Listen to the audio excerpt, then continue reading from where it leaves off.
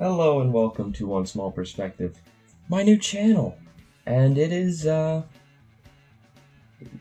my channel, and that's pretty much it. There's not a whole lot special going on here, but it's mine. However, I do believe that there is something special about this video in particular, and I credit that entirely to the film I'm going to be talking about here today. It's a movie I personally love and appreciate a whole lot, and I know it certainly has its fans. I mean, it made a huge splash back when it premiered in 1994, especially among the indie crowd.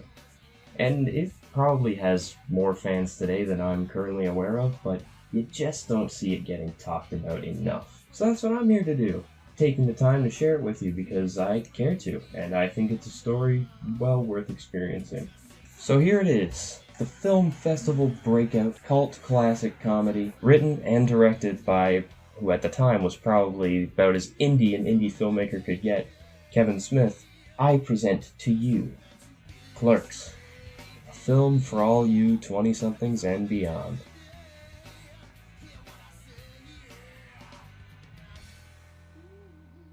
Why the freaking dramatic title? Well, firstly, because I wanted a freaking dramatic title, and secondly, because it's just plain accurate, and I have an unnecessary story to back it up. So, cue the shitty animation. So I first watched this movie when I was 17 years old, living on residence. My buddies and I would watch all these movies from these lists we'd make every month, and my uncle, who was a huge Kevin Smith fan, always said, "Hey, you should put this one on the list sometime, it's amazing." So I'm like, okay, and we watched it. But by the end, I didn't really get what was so great about it.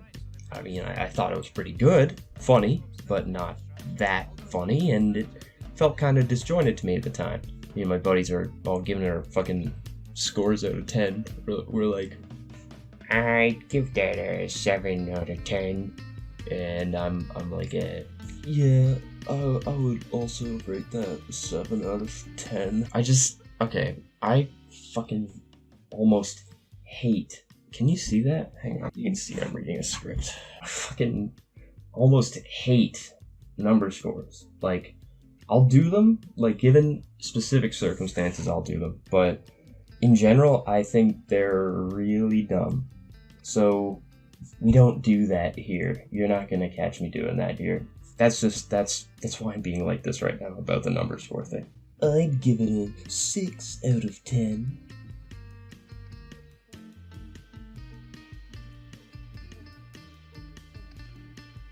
Oh shit.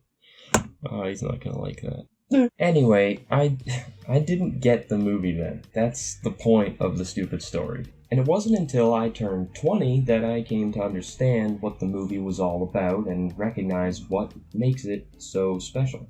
I found that being closer in age to the characters and finding myself in a similar stage of early 20s confusion and frustration really allowed me to understand just how relatable and full of personality this movie truly is. And it's these exact qualities that I want to express to all you wonderful viewers. Before I do, I will warn you, there's going to be a lot of clips and examples used in this video, and towards the end I straight up spoil part of the plot, a big part of it, pretty much the whole thing.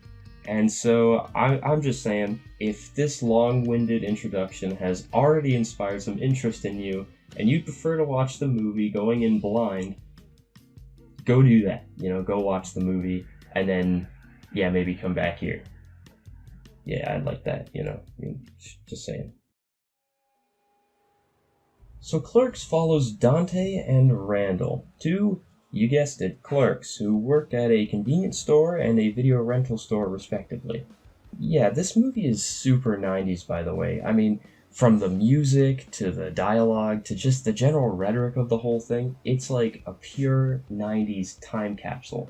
And it's actually a pretty great feel, and it gives the movie a really strong identity. The plot follows a looser structure than you may be used to. It's not like your standard 3 acts, but more like classic comedies that consist of a series of loosely connected bits, all fitting into an overarching plot, like Monty Python movies or others like them. The events primarily take place and are centered around the quick stop Dante works at, and they're told from Dante's perspective as he has to deal with a job he hates, full of wacko customers, as well as his own personal struggles in life, like not knowing what he wants to do with it, and trying to rekindle his relationship with an old flame behind his current girlfriend's back.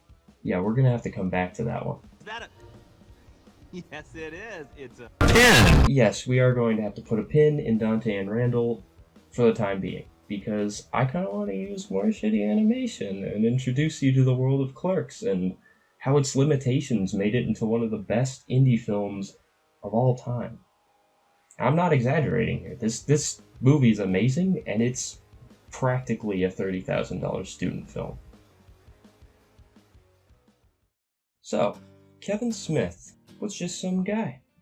Some guy who worked at a convenience store and had his qualms with his line of work. So one day he decides he feels so strongly about his position in life that he wrote an entire movie script about it, poking fun, drawing observations, and making some commentary. Now, he wanted this movie made, but he needed a budget. So he maxes out a bunch of credit cards, sells his comic book collection, and uses grant money he received from the government for his car having gotten flooded and promptly destroyed in a storm. This all totaling out to a self-made budget of $27,575 USD. He hires some friends, some cast and crew, and they shoot for 21 days on location at the convenience store he works at. Like, they didn't even change the names. You could go to this place and shop there right now. It's like a tourist attraction for fans of this movie. So you can see it's pretty crazy how much it took to get this movie made, especially when it's running pretty much entirely on Kevin Smith's passion and hustle to pull it off. Even though he risked a lot and made generally irresponsible choices, you gotta respect him for what he was able to accomplish. And it clearly paid off for him. He's got a He-Man Netflix series coming out this year, which looks awesome, by the way. The point is, he got places, and it's all because of this movie's success. That's incredible. And though there's no studio to back the production here, Smith and the crew were more than capable of making this thing work. The limitations and, I feel, the very nature of this production resulted in the film having such a strong personality, as well as authenticity, consistency, and some undeniable charm. In many cases, the limitations of the production had to be written into the script, and I think it led to a lot of creative choices and made for a more believable setting than the film would have had otherwise. My favorite example is how, due to taking place in a real, functioning store, they had to shoot the majority of the film at night. Now, that doesn't really fit into the story, so the workaround is that some local kids jammed gum in the locks, so the window shutters can't be open for the entire movie, and thusly you can't see that they're always shooting at night. Not only does that play into Dante hating his job and the day he's having, but it also builds on the world the movie is set in and makes it feel more alive, where an extra detail like that can just happen, like some kids just decided to do that. And not only that, but it led to numerous other additions to the script. Dante has to make a sign that says, "I assure you we're open," a now iconic and quotable image to fans. People ask every time they enter the store if they're open, despite there being a huge sign out front that clearly says that they are. Numerous characters comment on how Dante smells like shoe polish. Why do you smell like shoe polish? I needed shoe polish to make that sign out there. The smell won't come off. What smells like shoe polish? These are all memorable, running jokes that only exist in the movie because of a single production limitation. Like, I love this shit. Sometimes, limitations forcing writers to get creative about their writing is a great thing. I mean, look at the first Deadpool as an example. There are multiple occasions in that movie where they had to get creative with the action scenes, and there was more of a focus on character writing because they were on a tight budget for a superhero blockbuster. I love the scene where Deadpool is limited to 12 bullets, and he's forced to make them count. It makes for a way more fun and creative action scene with just one little twist like that. I love when people making movies have to problem solve, because creative problem solving is the crux of all good writing, and that is absolutely a factor at play with Clerks. Constantly so. And that actually brings us to our next point. The fantastic writing. Anyone who knows this movie will tell you one of the best things about it is its script and particularly the dialogue. It's quick, snappy, super witty, and above all, funny. If you go anywhere where people comment about this movie, I guarantee you it will be full of people commenting different lines from the movie. And that's the thing, they'll all be different. Like, here's a few great examples. What do you mean there's no ice? You mean I gotta drink this coffee hot? This job would be great if it wasn't for the fucking customers. You gotta hear him sing Olaf Berserker. Come on, man, Berserker. Hey, try not to suck any dick on the way through the parking lot. And beyond how good the lines are, but the consistency of them. Any one of the lines in the movie could be someone's favorite line. And as much as that is a testament to Kevin Smith's writing here, it is just as much so for the actor's delivery. It's especially impressive considering most of the cast aren't that experienced at the time, many of them being amateur actors or in class or having never acted professionally at all. Like Jeff Anderson, who plays Randall, one of the leads, never acted before. Or one of the producers on the film, Scott Mosier, who plays 3 different minor roles in the film. In one scene, 2 of the characters Mosier plays actually interact with each other, which is amazing, and makes this scene so much better knowing that. Hey, are you open? Yeah, you open. No! But despite the level of experience the actors have, they all leave a great lasting impression. Be it an extremely believable and human performance, Hey man, we gotta croak sometime. It's that kind of mentality that allows the cancer-producing industry to thrive. or a ridiculous cartoonish one that really hammers home that student film feel. Excuse me? Using filthy language in front of the customers. You both should be fired. Oh, I'm sorry. I guess we kind of got carried away. Well, I don't know if sorry can make up for it. You've highly offended me. I mentioned at the start of the video that Clerks is structured around a series of bits, and what I find impressive about that is how the movie juggles the jokes with the plot. Many of the bits seem pretty superfluous to the overall story, but they add to the film's identity, and you can better focus on and appreciate the joke of those scenes. The milkmaids. The milkmaids? The women that go through every gallon of milk looking for that later date, as if somewhere beyond all the other gallons is a container of milk that won't go bad for like a decade. You may notice this most often in scenes featuring the iconic drug-dealing duo out front, Jay and Silent Bob, who actually do end up playing a major role in the plot towards the end of the film, but a lot of the time are there to fill in gaps in the editing, often to great effect. The plot stuff really happens in the last half hour or so, but small developments are sprinkled throughout, sometimes so small you might miss some of them your first viewing if you're not paying too much attention. But if you catch everything, it's a more briskly paced movie than it appears on the surface. Something else you'll find interesting about your first viewing versus repeat viewings is how you never really know what bits actually end up being important plot-wise the first time. Some of the bit scenes end up affecting the story in unexpected ways. You don't really know what things might pop up again, and I really like that. You'll just find the movie is really well balanced in all sorts of ways. Between pure entertainment and plot, the lowbrow, raunchy humor, and the witty, clever one-liners, its relatability and its identity. Overall, it just seems to have a really wide appeal. If there's a part you don't really like, there will certainly be elements you will, and that's why I feel like I could recommend this movie to pretty much anyone who doesn't mind some foul language and a lewd, adult tone in their movies. 37. My girlfriend sucked 37 dicks. In a row?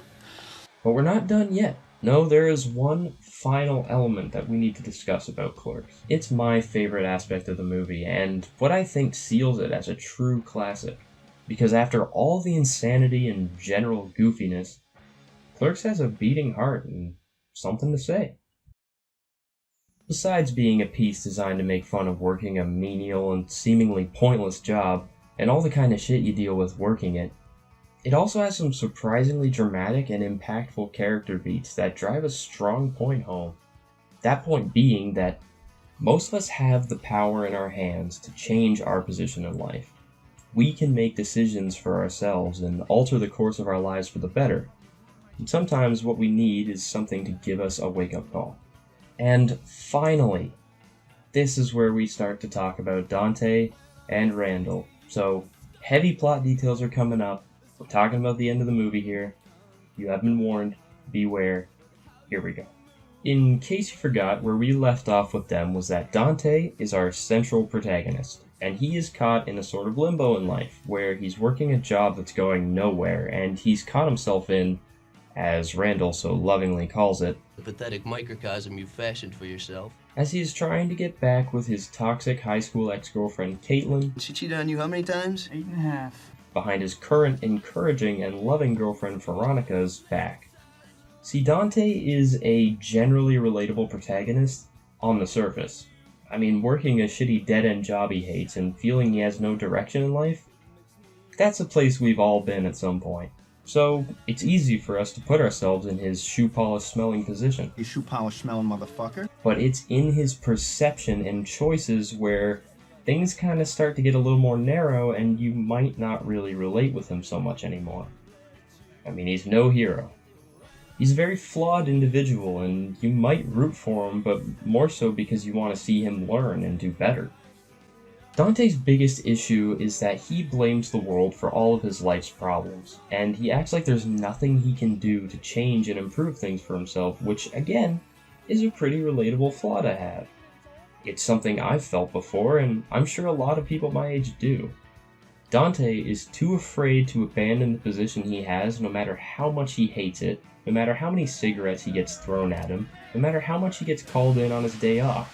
Instead of taking control and improving his life, he will look at all his problems and say, I'm not even supposed to be here today.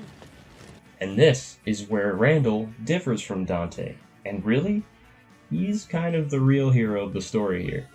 Randall is the voice of reason, despite his brash and brutally honest nature, as well as being a bit of an asshole with no concern for other people's feelings. See a set of kids around here. No time for love, Dr. Jones. Randall is very observant and seemingly contemplative. The thing about Randall is he knows who he is, and he's perfectly happy with it. He loves being a slacker at work, watching movies all day and screwing with the customers. He has no issue with his position in life. He embraces it. He'll show up half an hour late and then leave the video store closed for half his shift and go goof off with Dante, because it's what he wants to do. Their dynamic is based on how Dante always complains about his life and Randall is always there with a point to prove and lays out what Dante's real problems are. This all builds up to a big moment at the end of the movie where everything comes crashing down on Dante and he's at his lowest point. When he tries to blame everyone and anyone but himself, Randall included, Randall absolutely snaps.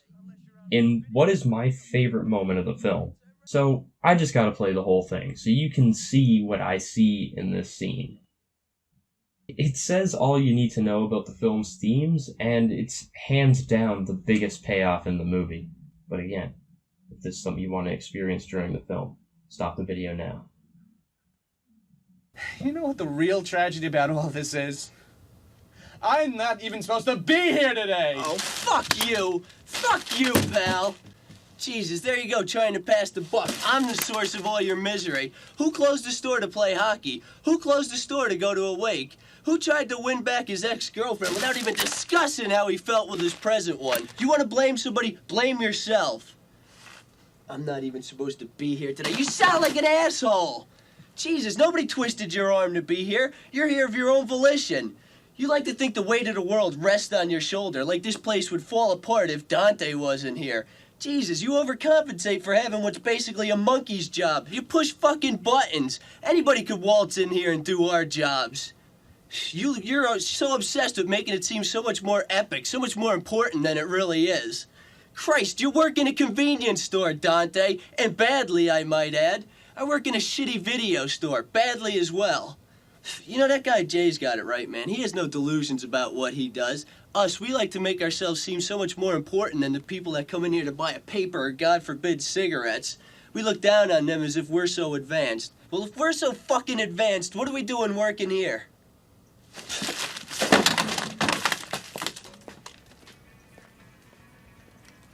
To me, this is the moment that makes Clerks. It all led here, in a powerful moment between the main characters. Anderson's delivery is so human, and it feels authentic, like the movie as a whole often does. His genuine frustration comes through, and you feel like Randall has just been waiting to say this. I really like how the imperfections in the delivery just make it better. He stumbles a bit over his words, and it looks like he's just saying what's coming to his mind, even though it's him trying to remember the monologue. In the story, this is exactly what Dante needs to hear, and Randall is exactly the type of friend he needs to give him that reality check. At the end of the day, this is just a movie about two friends trying to get through a crazy day in their lives, and that's pretty cool. It's simple, goofy entertainment, but at the same time, there's a lot to read into here about what it's trying to say, and you could take a lot of its messages with you in your daily life. If I could describe Clerks in one word, it would have to be human. From its beginnings to its production, to the story and the delivery of it, it's so purely authentic. It has quotable dialogue, ridiculous scenarios, and a fully realized world populated by funny, unforgettable characters. If you're feeling like you're sort of trapped in life, or you work a job you hate, then this absolutely is the movie for you. And there really isn't another one like it.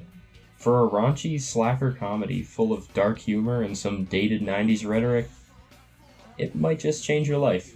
So, give it a shot sometime, if you haven't already. Hell, if you have, go watch it again. I mean, you must know how awesome it is. Like, I don't even know what you're doing here. Well, I guess that concludes this discussion of Clerks. Though, if anybody wants to comment and have an actual discussion about this movie, please do. There is nothing I would rather talk about right now. So hopefully you enjoyed something about this video. I mean, it's fairly new territory for me, so I hope I did an okay job. If I manage to introduce this movie to anyone or teach someone something new about it, then I'd say I've accomplished what I set out to do here. So thank you for watching, and even more so for getting this far and sticking to the end. That's pretty cool of you. I guess I'll see you all again soon. There's no doubt about that. This is absolutely something that I've been interested in doing for like a long time, and I think I could really be passionate about it, so it's an exciting thing for me to try out, and I want to keep at it as much as I can. So I guess we'll just see where things go, but I'm going to leave it here for now. So yeah, thanks again for watching, and I'm going to play one last clip from the movie just at the end here because I kind of hinted at it earlier, but I didn't want to show the whole thing then. But it is hilarious. It's great. So people that know it already, enjoy. People that don't, enjoy. And maybe this will be the last thing that convinces you gotta watch this movie. So thanks for watching for the third time, and I will be back soon. That's it for this one. I'll watch, but he's gonna sing and watch. It's too funny. My love for you is like a truck berserker. Would you like some making fuck berserker? That's fucking funny, man. Did he say making fuck? Is that good?